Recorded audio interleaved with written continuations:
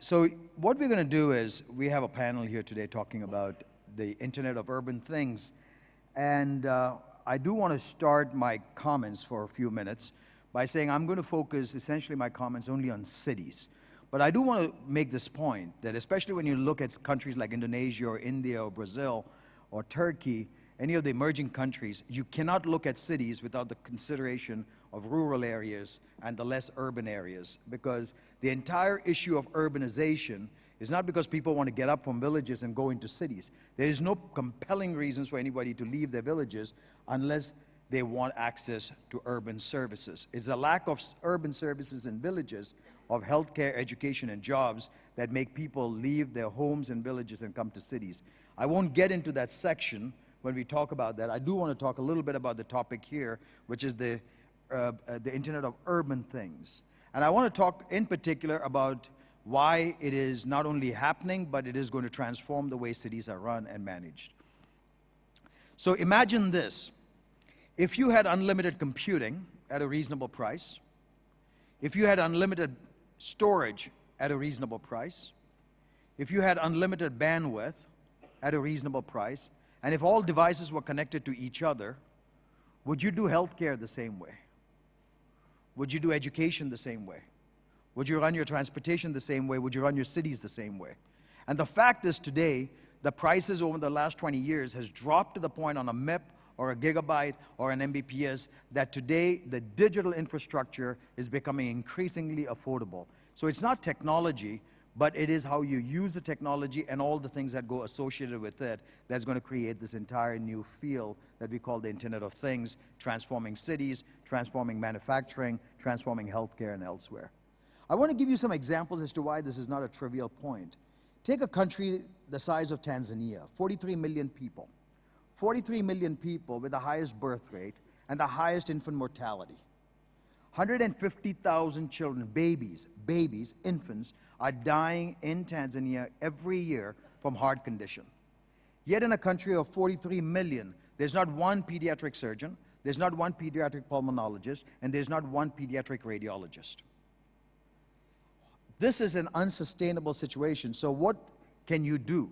Well, use the digital infrastructure of video conferencing and immersive videos, and we have working with doctors in Tanzania, connecting them to doctors in Bangalore. There's a new startup company called Teleradiology that connects these doctors, the primary physicians, with specialists and pediatric surgeons and pediatric radiologists, and they're saving lives. But using the same digital infrastructure, they're offering services into America and to Europe to larger hospitals that have shortages of doctors and nurses, and connecting those hospitals to doctors back in Chennai and in Bangalore, and they have now created a company that is valued at over $1 billion. So the point is you can do good and also be very successful by combining a different way of doing business. So how can you get this Internet of Everything or Internet of Things and urban things to become we are sizing it at a $3 trillion business. So I'm going to make 2 points and then I'll sit down. One is the third wave of the digital economy is happening. The first wave was the globalizing of IT services. Today, IT services are globalized and offered from across the world. 30 years ago, if you went to a multinational company in Europe or in America and said, we're going to manage your IT systems out of Indonesia, out of India, or Philippines, they would have thrown you out of the office. Today, IT industry is a global industry. The second wave was the globalizing of engineering services. And the third wave is the globalizing of urban services. Increasingly, water, traffic monitoring, lights will be monitored and managed globally by countries that are in a different part of the world than the cities in which they are being monitored. So I think this is going to create an entire global industry, and that is where we are at the cusp. To do that, you need 5 things, and we'll talk a little bit more about that. And I know the mayor of Bogor is here, and we will speak to that a little bit more in extent. First one is visionary leadership. And yesterday you heard from Greg Lindsay about wicked problems. The fact is, many of these problems are wicked problems when you consider countries as large as Indonesia or India. But the fact is, you're not going to solve for those problems by approaching it from the same mental model and the same framework. You have to ask different questions. You have to ask a question, why is there traffic, before you try to solve the traffic problems. And you will find that 60% of traffic in Paris and in London and Chicago between the hours of 4 and 7 are people looking for parking spaces.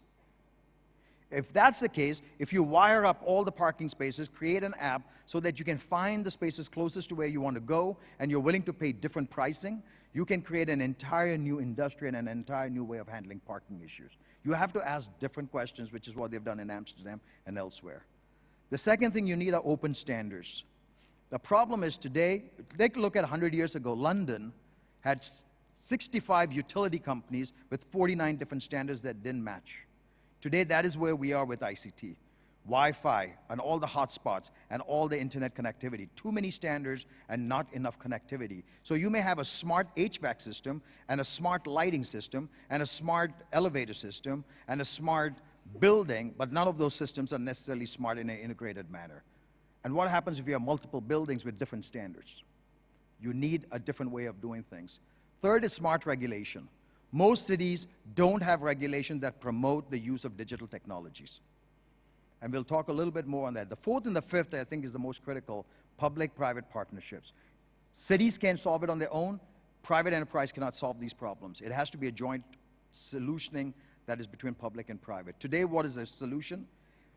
Governments are trying to avoid cost, and companies are trying to avoid the risks. It has to be true public-private partnerships.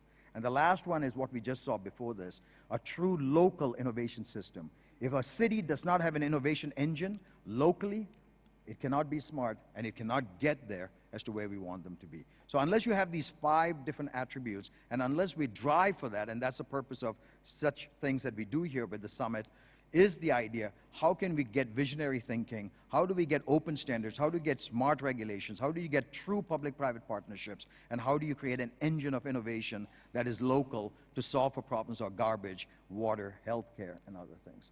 So with that, Gareth, I'm going to take a break. Brilliant.